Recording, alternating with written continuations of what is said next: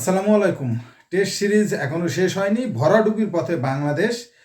এরই মাঝে ওডিআই সিরিজের জন্য দল ঘোষণা করেছে আজ বিসিবি। যে দলটা ঘোষণা করেছে এই দলের কাছ থেকেও আসলে ভালো কিছু, মানে আমার কাছে বাড়তেছে না চোখে যে ভালো কিছু সম্ভাবনা আছে। এই দলে নাজমুল হোসেন শান্ত, সে কুকসি চোটের কারণে আসলে নাই।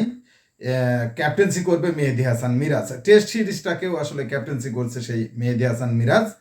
ক্যাপ্টেনের প্রসঙ্গে পরে আসি। দলে নেই অভিজ্ঞ মুশফিকুর রহিম, এবং লেটেস্ট আপডেট হলো তাওহিদ হৃদয়, তিনিও দলে নেই।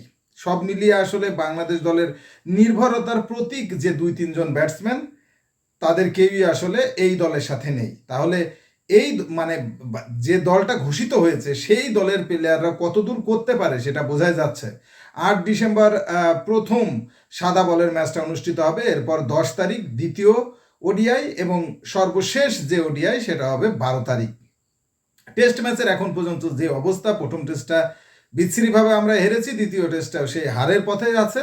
এর ভেতরে আসলে ওডিআই ম্যাচের যে দল, সেই দল নিয়েও বড় কিছুর সম্ভাবনা নেই। দলটা আগে দেখে নিই। মেহেদী হাসান মিরাজ অধিনায়ক, লিটন কুমার দাস, তানজিদ হাসান তামিম, সৌম্য সরকার, পারভেজ হোসেন ইমন, মাহমুদুল্লাহ রিয়াদ, একমাত্র অভিজ্ঞ প্লেয়ার মাহমুদুল্লাহ রিয়াদ দলের সাথে আছেন। জাকের আলী অনিক, এবং দলে চান্স পেয়েছেন দীর্ঘ 1 বছর পর আফিফ হোসেন ধ্রুব। এছাড়া আছেন লেগ স্পিনার রিশাদ হোসেন, নাসুম আহমেদ, তাসকিন আহমেদ, হাসান মাহমুদ, শরীফুল ইসলাম, তানজিম হাসান সাকিব, নাহিদ রানা, অর্থাৎ মুস্তাফিজুর রহমানও কিন্তু এই দলের সাথে নেই। তবে আমার কাছে যেটা মনে হয়েছে, ব্যাটসম্যানের তুলনায় বোলাররা ঠিকঠাক আছে। এখানে যদি আমরা একটু ভালো করে দেখি, স্পিনের দিক থেকে রিশাদ হোসেন আছেন, এর পাশাপাশি নাসুম আহমেদ আছেন, দুজনে কিন্তু বেশ ভালো স্পিন করে থাকেন। পেস অ্যাটাক যদি আমরা দেখি, তাসকিন আছেন, হাসান মাহমুদ, শরীফুল, তানজিম সাকিব এবং নাহিদ রানাকেও সংযুক্ত করা হয়েছে। অর্থাৎ ব্যাটসম্যানরা যদি ভালো রেজাল্ট করতে না পারে, ভালো ব্যাটিং করতে না পারে, তাহলে আসলে যত ভালো বোলারই নেওয়া হোক, ম্যাচ জেতার সম্ভাবনা নেই। এবং যে ব্যাটিং লাইন আপ, এই ব্যাটিং লাইনের উপরেই আসলে আমার কোনো ভরসা নেই।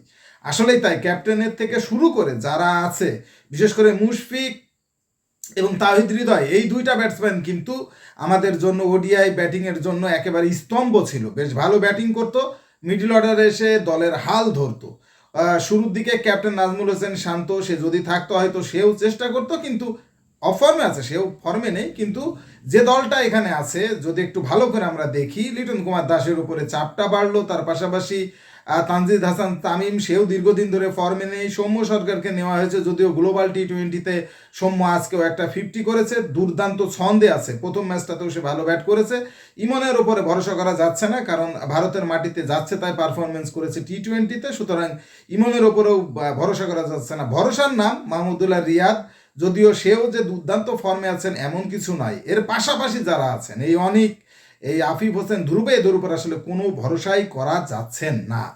তারা মানে যদি ওপেনিং পেয়ার থেকে আমরা দেখি, 2-3টা উইকেট যদি প্রথমের দিকেই পড়ে যায়, অর্থাৎ প্রথম 10 ওভারেই যদি 3 উইকেট বাংলাদেশের পড়ে যায়, তো সেই ম্যাচে 100-150 রানের ভিতরে অল আউট হওয়ার চান্স বাংলাদেশের কঠিন, জটিলভাবেই আছে, একেবারে ইজিভাবেই আছে। তো সব মিলিয়ে আসলে ব্যাটসম্যানদের দায়িত্ব নিতে হবে। এই সিরিজ থেকে যদি ভালো কিছু অর্জন করতে হয়, নিশ্চিতভাবেই ব্যাটসম্যানদের দায়িত্ব নিতে হবে। ব্যাটসম্যানরা যদি 200 থেকে 250-র উপরে রান করতে পারে, সেই রানটাকে ডিফিট দেওয়ার মতো বোলিং কিন্তু বাংলাদেশের লাইন আপে আছে। এবং যে দলটা ঘোষণা করা হয়েছে ওয়েস্ট ইন্ডিজের বিপক্ষে, সেই দলটাতে আমরা জানি যে ওয়েস্ট ইন্ডিজের ক্রিজটাও একটু পেসি বাউন্সি টাইপ ক্রিজ, যেখানে পেসাররা সহযোগিতা পায়। টেস্ট ম্যাচেও আমরা দেখেছি, তাসকিনেরও দেখেছি, ক্যারিয়ার সেরা বোলিংটা করেছে সে। সব মিলিয়ে বোলাররা অবশ্যই ভালো ছন্দে আছে বাংলাদেশের, বিশেষ করে ওডিআই ফরম্যাটে বোলাররা আসলে ভালো ছন্দে আছে। তো সেই দিক থেকে ব্যাটসম্যানরা যদি রান করতে পারে, তাহলে হয়তো এখান থেকে ভালো রেজাল্ট বা ম্যাচ জেতার চান্স আছে। আর ব্যাটসম্যানরা যদি ভরাডুবির মতো কাজ করে, সেক্ষেত্রে আসলে সেই তরি আর কেউ ভাসাতে পারবে বলে আমার মনে হয় না। কি মনে হয়, সিরিজটা কততে শেষ হতে পারে? 3 ম্যাচ সিরিজ, 3-0-তে ওয়েস্ট ইন্ডিজ জিতবে, নাকি বাংলাদেশ দল এই সিরিজটা জিতবে? কমেন্টসে জানাও। স্পোর্টসের সর্বশেষ আপডেট জানতে স্পোর্টস ফিভার চ্যানেলটি এক্ষুনি সাবস্ক্রাইব করে বেল আইকন বাজিয়ে দাও। ধন্যবাদ।